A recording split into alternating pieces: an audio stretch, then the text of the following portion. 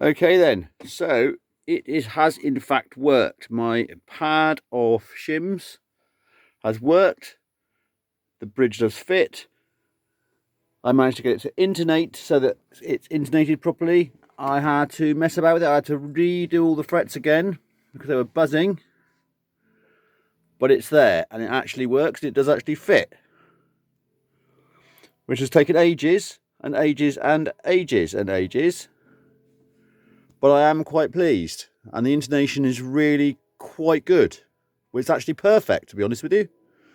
So I'm really happy about that. So we can demonstrate that for a bit of fun. It might not work on the bench as well,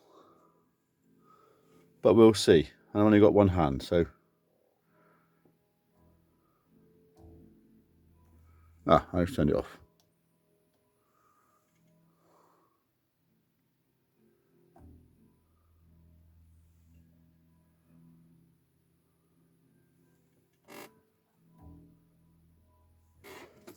How can we do this?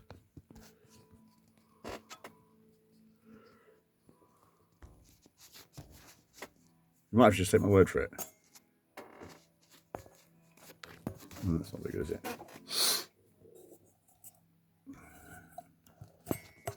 Oh, that's not going to work at all, is it? You have to take my word for it, because I can't do it at the same time. Hang on.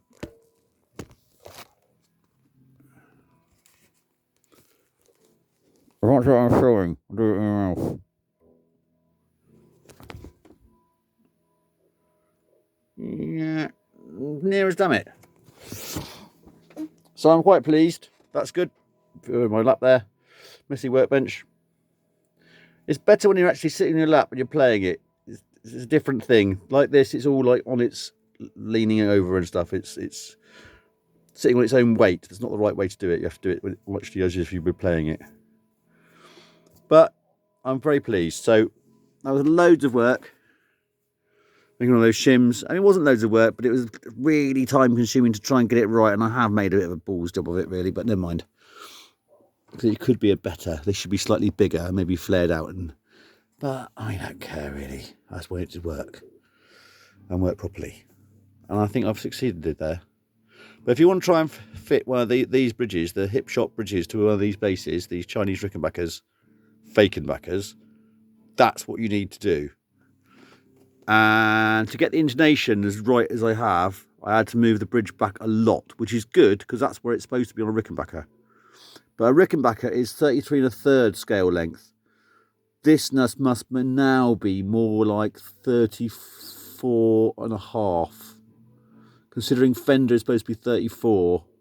Yeah, I would say so. I haven't measured it actually because my tape measure is downstairs, but it doesn't matter. It's whatever works, works. So there we go. All done. Thanks.